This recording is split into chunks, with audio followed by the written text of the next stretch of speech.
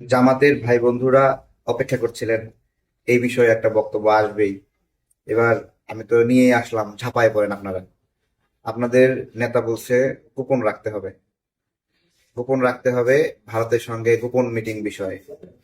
তো এটাই আর কি, প্রকাশ পেয়ে গেল যখন। আমি জানি না আপনারা এই চাপ কিভাবে সহ্য করতে পারবেন। এই চাপ তো আরএফএল সহ্য করতে পারবে। আরএফএল এর পাইপের বিজ্ঞাপনে বলে চাপের বাপ। এখন আপনারা তো দিল্লি না ঢাকা স্লোগান দেন, যদিও এই স্লোগান আপনাদের না। এই স্লোগান আমরা প্রথম শুরু করছি, আমরা দেই। এখন আপনারা আমাদের থেকেও জোরে জোরে দিল্লি না ঢাকা স্লোগান দেন। তো এমনি এমনি গোপন মিটিং করলে এই স্লোগানের কোনো মাহাত্ম্য থাকে? বলেন। জামাতের বিষয়ে আর কি বলবো। আমি মনে করি তাদের একটা ঘোষণা দেওয়া উচিত যে জামাতে ইসলাম হিন্দ, মানে জামাত ইসলামের যে ভারত শাখা আছে, সেই শাখাটার সাথে বাংলাদেশের জামাত ইসলামের সম্পর্ক নাই। ঠিক আছে, ঠিক একইভাবে তাদের ঘোষণা দেওয়া উচিত জামাতে ইসলামের যে পাকিস্তান শাখা আছে, সেই শাখার সাথে জামাতে ইসলাম বাংলাদেশ শাখার কোনো সম্পর্ক নাই। ঠিক আছে। তো এই ঘোষণাগুলো বাংলাদেশের মানুষ প্রত্যাশা করে, কারণ আপনারা এইভাবে গোপন গোপন মিটিং করবেন। তো তাবলিগে একটা কথা আছে যে মাসোয়ারার আগে মাসোয়ারা আর মাসোয়ারার পরে মাসোয়ারা দুটোই ষড়যন্ত্র, এ ধরনের কথা আছে। ঠিক একইভাবে রাষ্ট্র তার প্রয়োজনে বিদেশি বন্ধুদের সাথে অথবা বিদেশি শত্রুদের সাথে মিটিং করতে পারে, কিন্তু রাষ্ট্রের ভিতরেই অপেক্ষাকৃত ক্ষমতার দ্বিতীয় যে স্টেক হোল্ডার, তারা যখন এই বিদেশি বন্ধু বা শত্রুদের সাথে মিটিং করে, সেটা তখন ষড়যন্ত্রে রূপান্তরিত হয়। অর্থাৎ রাষ্ট্রের শক্তিশালী স্টেক হোল্ডার তার প্রয়োজনে যে কোনো জায়গায় মিটিং করতে পারে, কিন্তু একটা দুর্বল স্টেক হোল্ডার যখন বিভিন্ন জায়গায় মিটিং করে, তখন সে রাষ্ট্রের স্বার্থ জলাঞ্জলি দিয়ে ক্ষমতাসীন হওয়ার জন্য, শক্তিশালী হওয়ার জন্য সহযোগিতা চায়। এই যে ভারতের সাথে গোপন মিটিং, আজকে আমি ভিডিও করতে চেয়েছিলাম না, কিন্তু দেরি তো হয়ে যাবে। আজকেই প্রথম না, দেখেন আমি খুব কাট কাট বলে দিয়েছি। 28 অক্টোবর, না এটা 28 অক্টোবর না, 28 আগস্ট। 28 আগস্ট জামাত ইসলামের আমির একটা সংবাদ সম্মেলন করলেন। সেই সংবাদ সম্মেলনে আমার মনে হয় ওই সংবাদ সম্মেলনটা ভারতের পরামর্শে তারা করেছিলেন। যে ভারতের সাথে তারা ভালো সম্পর্ক করতে চেয়েছিল, ভারত শর্ত দিয়েছিল, ঠিক আছে তোমরা ভালো সম্পর্ক করতে চাও, একটা ঘোষণা দাও, এইরকম একটা শর্ত ছিল। সেই শর্ত অনুযায়ী জামাতের আমির ডক্টর শফিকুর রহমান সাহেব তিনি এমনভাবে বললেন যে ভারতের সাথে তারা বন্ধুত্ব চান। আরেকটা শব্দ ছিল ওই একই সংবাদ সম্মেলনে, ভারতকে শত্রু মনে করে না জামাত, ভারতের সহযোগিতা চায় জামাত। এই বিষয়গুলো দেখুন, রাষ্ট্র হিসেবে রাষ্ট্র ভারতের কাছে সহযোগিতা চাইতে পারে, রাষ্ট্র আমেরিকার কাছে সহযোগিতা চাইতে পারে, রাষ্ট্র ইউরোপীয় ইউনিয়নের কাছে সহযোগিতা চাইতে পারে, কিন্তু রাষ্ট্রের বাহিরে যখন একটা ছোট রাজনৈতিক দল পার্শ্ববর্তী দেশের কাছে সহযোগিতা চাবে, ওইটাই হলো সার্বভৌমত্বের সংকট। সার্বভৌমত্বের সংকট আসলে কিসে, এই বিষয়টা গভীর অনুধাবনের বিষয়। ওইটাই হলো শত্রুতা। কারণ ছোট্ট একটা দলের পার্শ্ববর্তী দেশের সহযোগিতা চাওয়ার অর্থই হলো তার ক্ষমতা কেন্দ্রিক সহযোগিতা চাওয়া, জনগণের জন্য এই সহযোগিতা চাওয়া না। ভারত বাংলাদেশের সম্পর্কের সাইনিং অথবা ভাষাটা কি হবে? আমরা বলেছিলাম ভারতের ধূলিকণা বা জনগণ, বা জনগণ তো বন্ধু নয়ই, একটা ধূলিকণাও বাংলাদেশের বন্ধু নয়। এই জায়গাটা আজীবন যেন বাংলাদেশের মানুষরা মনে রাখে, এটা মনে রাখতে হবে। এইটা কেন মনে রাখবেন? এটা একটা আপনার হলো কনফ্লিক্ট অফ ইন্টারেস্টের কারণে এটা মনে রাখতে হবে। কি ধরনের কনফ্লিক্ট অফ ইন্টারেস্ট? ভারতের কলিজার মধ্যে বাংলাদেশ অবস্থান। একটা দৃষ্টি থেকে যদি দেখেন যে এটা হার্ট, এই হার্টটা পুরো ভারতকে সচল রাখে।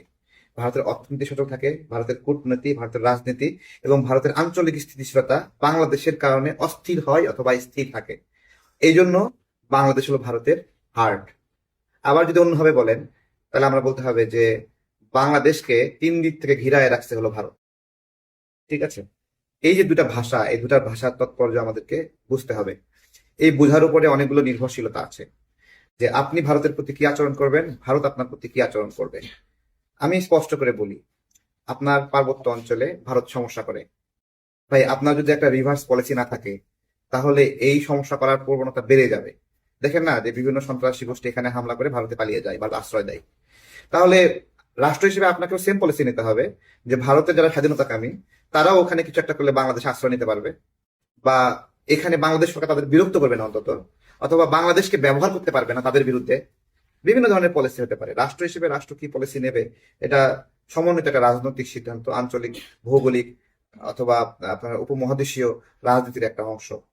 তো আপনি যদি রাষ্ট্র হিসেবে হ্যারাম দেখাতে না পারেন, তাহলে আবার হ্যারাম দেখানো মানে এরকম বলা যাবে না যে আমাদের সকল জনগণ সামরিক প্রশিক্ষণ নেবে। ভাই, সকল জনগণ সামরিক প্রশিক্ষণ নিলে ওই সামরিক প্রশিক্ষণ পাওয়া জনগণকে সামরিক বাহিনী অথবা আইন শৃঙ্খলা রক্ষাকারী বাহিনী করে নিয়ন্ত্রণ করতে পারবে না। শব্দটা হবে জনগণকে বা যুবকদেরকে সামরিক শিক্ষা, সংক্ষিপ্ত সামরিক শিক্ষায় শিক্ষিত হতে হবে। সংক্ষিপ্ত সামরিক শিক্ষা কি? সাঁতারের শিক্ষা, কুস্তির শিক্ষা, প্রাইমারি ট্রিটমেন্টের শিক্ষা, volunteer fire and rescue, flood rescue, এইগুলো হলো সংক্ষিপ্ত সামরিক শিক্ষার মধ্যে আসে। এই শিক্ষায় নাগরিকদেরকে শিক্ষিত করতে হবে। ভাষাগুলো যদি আমরা না হই, তাহলে আমরা টিকতে পারবো না। সেভেন সিস্টার ছিঁড়ে ফেলবেন, খেয়ে ফেলবেন। যাক, এই সেভেন সিস্টার ছিঁড়ে ফেলা, উচ্চস্বরে বক্তব্য দিয়ে ভাইরাল হওয়া, আর সত্যিকার অর্থেই দেশীয় পণ্যকে শক্তিশালী করা আর ভারতীয় পণ্য বর্জন করার লড়াই এক জিনিস না। এটা যারা বোঝে না, তারা এই লড়াইটা কখনো করেনি। আমরা মাঠে প্রান্তরে বিভিন্ন জায়গায় গিয়ে গিয়ে আমরা প্রায় 16 লক্ষ লিফলেট বাংলাদেশের বিভিন্ন আনাচে কানাচে দিয়ে মানুষকে জানিয়েছি দেশীয় পণ্য কি, ভারতীয় পণ্য কি। সার্বভৌমত্বের এই লড়াইয়ে আমরা তিস্তায় বড় প্রোগ্রাম করেছি। প্রাথমিকভাবে তিস্তায় প্রথম গিয়ে তিস্তার অবস্থা যে খারাপ, এটা আমরা ভিডিও বার্তা দেখিয়েছিলাম। ধন্যবাদ জানাই দুলু ভাইকে, তাই না? দুলু ডাক দিয়েছে, দুলু ভাই তিস্তা বাঁচাই, জাগো বাহে তিস্তা বাঁচাই। তো এইটা একটা যা দেশের কল্যাণ হবে সত্যিকার অর্থে। আগ্রাসনের বিরুদ্ধে লড়াই, আগ্রাসন বিরোধী লড়াইকে আপনার হলো একবারে বাজারে বানিয়ে ফেলা হয়েছে। এটা একটা গবেষণা ভাই, এটা একটা অনুসন্ধান। আমি আপনাদেরকে বলি, তারেক রহমান সাহেব বারবার একটা কথা বলে, স্বনির্ভর বাংলাদেশ। এই স্বনির্ভরতা আগ্রাসন থেকে রক্ষা করে। আপনার যদি আপনি যদি পরনির্ভর হন, তাহলে আপনাকে মানুষের কাছে হাত পাততে হবে। আর হাত পাতলে কি আপনার সার্বভৌমত্ব নষ্ট হয়, আপনার মাথা নিচু করতে হয়। আর আপনি যদি স্বনির্ভর হন, আপনার মাথা উঁচু হয়ে যায়। সার্বভৌমত্ব নষ্ট হয় কিভাবে আমাদেরকে বুঝতে হবে। জামাত কিভাবে সার্বভৌমত্ব নষ্ট করে? আপনার বাড়িতে 3টা ঘর, এই 3টা ঘর, মানুষও 3জন, এর মধ্যে একটা ঘর সুন্দর। আপনি এই সুন্দর ঘর পাওয়ার জন্য পাশের প্রতিবেশীকে ডেকে নিয়ে এসে বিচার বসাইছেন। আমরা বলি আপনার বাড়ির সার্বভৌমত্ব নষ্ট হয়েছে।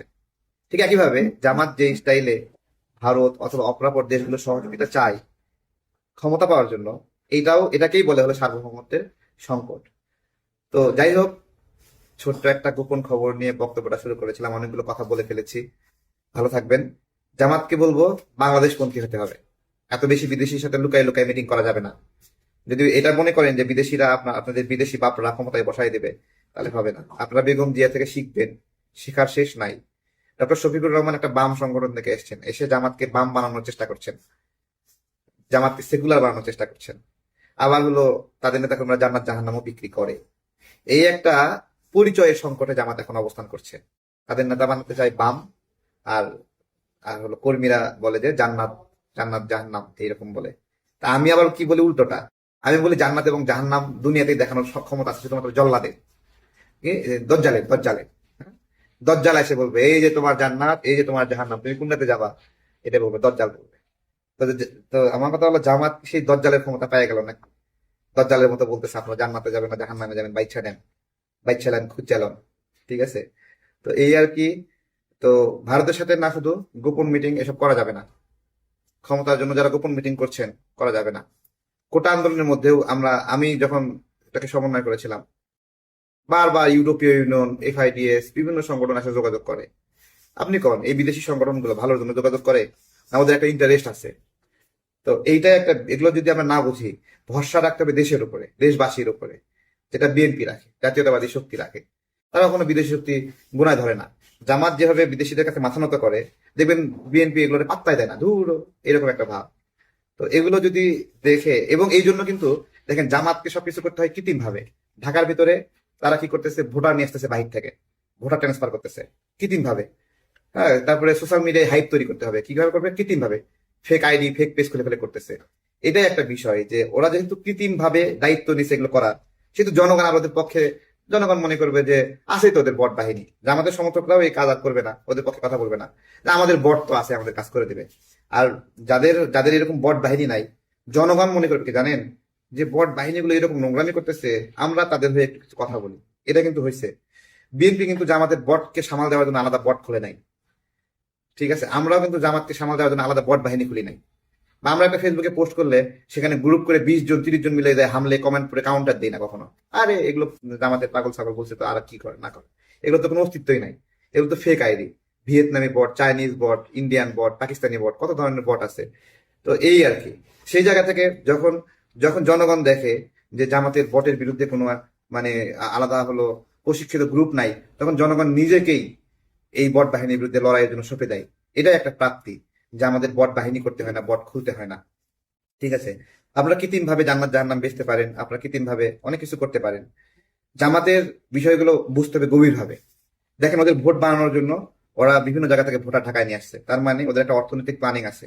এবং নাগরিকরা যদি মনে করে যে জামাতকে ক্ষমতায় নিয়ে এসে অনেক ভালো সার্ভিস পাবে, না ভাই, ওরা যেই ভোটারদেরকে ঢাকার বাইরে থেকে এখানে নিয়ে আসছে, ওদেরকে সেবা না দিয়ে আপনাকে সেবা দেবে? করাইল বস্তিতে আগুন লাগলো, জামাতের কর্মীর বাইরে একটা লোক ওখানে খাবারও পায়নি, জামাতের কাছ থেকে কম্বলও পায়নি। এবং শুধু তাই না, কথিত আছে যে জামাত যে কুরবানি দেয় ওদের কর্মী ছাড়া বুঝতে ভাগও দেয় না কাউকে। এগুলো ঐতিহাসিক ভাবে প্রমাণিত ভাই। এবং দেখেন, ওরা ওদের কর্মী ছাড়া ওদের ইসলামী ব্যাংকে চাকরি দেয় না, ইবনে সিনায় চাকরি দেয় না, ইসলামী ব্যাংক হাসপাতালে চাকরি দেয় না। তাহলে যারা এইরকম ভাবে মানে খুব ক্লোজলি সেন্টার্ড একটা টিম, যারা তাদের গ্রুপের বাইরে সেবা দিতে চায় না, যারা গ্রুপের বাইরে তাদের কার্যক্রম চালাতে চায় না, এবং যারা তাদের লোক ছাড়া অন্যদেরকে শত্রু মনে করে এবং তাদেরকে বঞ্চিত করে, বৈষম্য করে, হাজার হাজার নেতাকর্মীদেরকে ইসলামী ব্যাংক থেকে বের করে দিয়েছে। কেন বের করে দিয়েছে? কারণ এই ইসলামী ব্যাংকে ব্যবহার করে ভোটে একটা কারচুপি করতে চায়, তাদের একটা বড় প্ল্যান। ধরে ফেলছে বিএনপি, ইলেকশন কমিশনে চিঠি দিছে, তখন জামাতের নেতাকর্মীরা লাভ দিয়ে বলছে, না ইসলামী ব্যাংক আমাদের না। হ্যাঁ, বটের বট, ইসলামী ব্যাংক তোদের না। ঠিক আছে, তাহলে ধরা যায় এরা খায়, এইভাবে খায় এরা, এদের সব মুখোশ গুলো আস্তে আস্তে ফাঁস হয়ে যাচ্ছে। দেখেন, তারপরে ইলেকশন কমিশন কি করলো, যে না, কোনো ব্যাংক আর নির্বাচন কার্যক্রমে যুক্ত হবে না। এটা যুগান্তকারী সিদ্ধান্ত। এইভাবে ধরা খাবে, আস্তে আস্তে সব মানুষের কাছে পরিষ্কার হচ্ছে। সবচেয়ে বেশি দেখেন, আমরা কথা বলবো, আপনি কথা বলবেন, আমার প্রতিপক্ষ কথা বলবে, সবাই কথা বলবে, মতামত দেবে, কিন্তু এই যে সংঘবদ্ধভাবে এসে হামলে পড়া, নোংরা নোংরা কথা বলা, গালি দেওয়া, ভাই এটা কোনো ইসলামিক দলের কাজ? কোন একটা দল যারা ইসলামের পরিচয় দিচ্ছে তারা এইভাবে গালি দিতে পারে? মা তুলে গালি দেয়, বাবা তুলে গালি দেয়, জন্ম নিয়ে গালি দেয়, কত কিছু বলে গালি দেয়। এবং তারা এই গালিটা দিচ্ছে সাবলীল ভাবে, স্বতঃস্ফূর্ত ভাবে গালি দিচ্ছে। ভাই এই গালিটা সোশ্যাল মিডিয়ায়, তাই না, ফেসবুকে। তো এই গালিটা ফেসবুক থেকে একদিন বাইরে এসে রাস্তাঘাটে বলবে না, তার কোনো গ্যারান্টি থেকে দিতে পারবে? হ্যাঁ, যে এটা শুধুমাত্র সোশ্যাল মিডিয়ায় সীমাবদ্ধ থাকবে, বাজার করতে যাবেন সেখানে যাবে একটা গালি দিয়ে দিবে, মা তুলে বাবা তুলে গালি দিবে, সারাক্ষণ গালি। তো জামাত ক্ষমতায় গেলে তো রিপাবলিক অফ গালি খুব ঘোষণা করবে। ঠিক আছে, যে এটা আর রিপাবলিক অফ বাংলাদেশ না, রিপাবলিক পিপলস রিপাবলিক না, এটা মানে এটা রিপাবলিক অফ গালি, রিপাবলিক অফ বট ঘোষণা করবে। তো এগুলো তো বিষয় আর কি। যাই হোক, গোপন মিটিং নিয়ে বলছিলাম, জানি না জামাত এগুলো কিভাবে সামাল দিবে। এভাবে গোপন মিটিং আমরা রাজনৈতিক বন্ধুবর হিসেবে আমরা একসাথে রাজনীতি করি, গণ অভ্যুত্থানে পাশাপাশি কিছু কিছু ছিলাম, যদিও আমি আপনাদেরকে পাই নাই। আপনারা কেউ আমার সঙ্গে থাকলে আপনারাও আমাকে চিনেন না, আমি আপনাদেরকে চিনি না। আসলে আমি একটা জিনিস চিন্তা করি, জামাত যে 300 আসনে প্রার্থী দেবে, এই লোকগুলোকে যে প্রার্থী করলো, এলাকায় যায় ভোট চাইবে যে আমাদেরকে ভোট দেন, ওই মানুষগুলো কোনোদিন জানতো যে এই লোকটা জামাত করে, যে এই লোকটাকে প্রার্থী বানায় এলাকায় ভোট চাইতে পাঠাবে?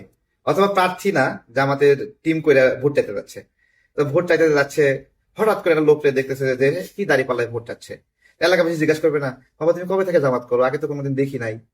এই বাহিনী নিয়ে জামাত স্বপ্ন দেখে ক্ষমতায় যাবে, বিভিন্ন কিছু ধরাকে সরা জ্ঞান করে। গণ অভ্যুত্থানের পরে বিএনপি একটা বড় পাপ করছে। বিএনপি বড় পাপটা করছে হলো, রাষ্ট্রের কর্তৃত্ব কিছু মানে ছেলে পেলে হাতে ছেড়ে দিয়েছে, যারা ইচ্ছা মতো নিয়োগ বাণিজ্য বদলি বাণিজ্য করেছে এবং তারা তাদের ক্ষমতার অপব্যবহার করে এগুলো করেছে। তো এইটাকে আমার জামাত হলো গ্রহণ করেছে, যে এই ছেলে পেলেগুলো কি দরকার, টাকা দরকার, ঠিক আছে, টাকা নিয়ে পদ দে, তাই না? টাকা নিয়ে ডিসি দিয়ে, টাকা নিয়ে এসপি দিয়ে, টাকা নিয়ে পিএস দিয়ে, টাকা নিয়ে এপিএস দিয়ে, তোরা টাকা নিয়ে এখন এই সমন্বয়করা টাকা নিয়ে ঠান্ডা, আর ওরা পদ নিয়ে ঠান্ডা। তাহলে পাপটা আসলে কে করছে? পাপটা করছে হলো বিএনপি। বিএনপি এই জায়গাতে ফাঁকা মাঠ, ফিল্ডটা ফাঁকা রাইখে পাপ করছে। এই এই যে এই লোভী, এই জন অসমর্থিত গোষ্ঠীর হাতে রাষ্ট্রের কর্তৃত্ব দিয়ে আজকে এই পাপটা তারা করেছে, যার কারণে বিভিন্ন জায়গায় এদের তৎপরতা বেড়ে গেছে। তো যাই হোক, এগুলো যদি অল্প সময়ে হতো তাহলে একটা বিষয় ছিল। কিন্তু সবচেয়ে ভালো খবর হলো নির্বাচনটা ফেব্রুয়ারি মাসে হচ্ছে। মানুষ বলে যে ডিসেম্বর থেকে ফেব্রুয়ারি পর্যন্ত জামারের জ্বর হয়, এই জ্বর থেকে সে উঠতে পারে না, তাদের জ্বর সর্দি কাশি লেগেই থাকে। আপনার হলো মুক্তিযুদ্ধের কথা শুনে এদিকে পুরোটা মাস বাংলাদেশপন্থী আচরণ, বাংলাদেশপন্থী সাংস্কৃতিক চর্চা, কালচার, এই সব কিছু মিলে বাংলাদেশের যে লালন, এই বিষয়গুলো কিন্তু এই সময়টা হয়। তো আবার বৈশাখ আসে এখানে, ফাগুন আসে, সবকিছু মিলে বাংলাদেশের কৃষ্টি এবং কালচারের একটা চর্চা এবং লালন থাকে এখানে। এইখানে জামাত ভয় পায়, কারণ তারা তো বেসিক্যালি পাকিস্তানের একটা এস্টাবলিশমেন্ট। ওইটা বাংলা এগুলো শুনলে তাদের কেমন গা গড় করে, তাদের ভাষা বলতে উর্দু তাদের ভালো লাগে বেশি বেশি। ঠিক আছে, এবং এ আর কি। ভালো থাকবেন সবাই, বিদায় নিচ্ছি, আসসালামু আলাইকুম।